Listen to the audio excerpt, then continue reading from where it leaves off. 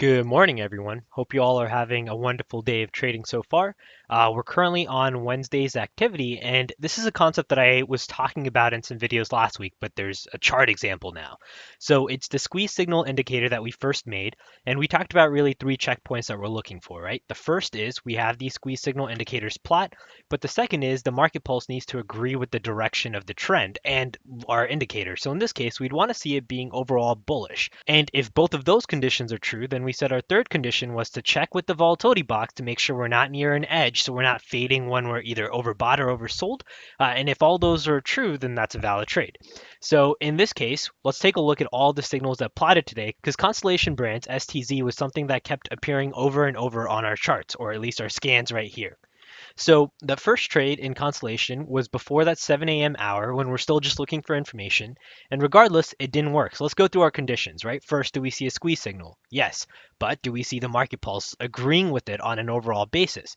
The answer there is no. And so this wasn't a valid trade. We keep looking for the next batch of signals.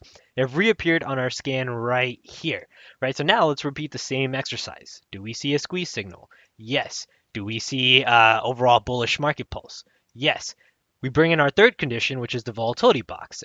And there we wanted to make sure we weren't near the short target line, which starts to represent that first area of overbought zones. So that's 158.07. And at that time, our price was way down below 153. So at this point, yes, I am taking this trade, and this was a valid trade. Now you get a second signal. So if you haven't already gotten in, this is your second opportunity, or if you'd like to scale into your position, this is your second chance to do so. Now let's take a look to see what happens here. So you do get a really nice move up, and you can take your targets however you'd like. For us, it's based off of trailing the stop as well as using that short target line, which in the case we had said was 158.07. So that first area was right here. And if I show you actually, let's go ahead and load in the indicator file. So let's run it for STZ. We'll load in our aggressive volatility box and we'll copy in these levels. Right, and now we come and we check the chart. Our first level was this gray dash line, that 158.07, which has been plotting as of this morning when we had our day low. Right, that was right here, and so we had these levels ahead of time. So with each of these trades, that's really the stretch target. This is one, this is two. And in the case of Constellation Brands, we got both of them. Now we got our next signal right here. This does not meet all of our conditions. Let's go through them one more time, but it should be fairly obvious why we wouldn't be taking this long, right? So first, do we have a squeeze signal? Yes. Do we see the market pulse overall agreeing with it? Yes. Do we have our third condition, which is we aren't in a volatility box edge? No.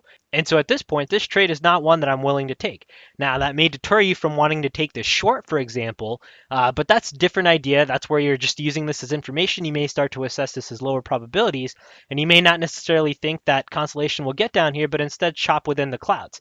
But regardless, at this point, this is a no bullish trade for me because we're already in our overbought zone, and I was able to play the move up with this batch of squeeze signals. Missed that first squeeze signal because it didn't really follow all of our conditions.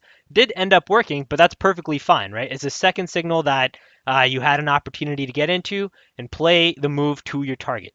So hopefully this visual example of Constellation helps demonstrate that third checkpoint, right? It's the idea of which signals to take, which signals to avoid.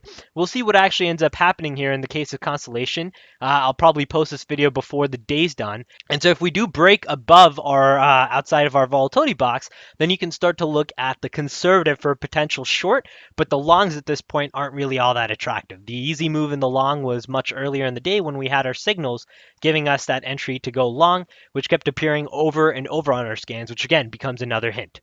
All right, take care everyone, good luck trading, and stay safe.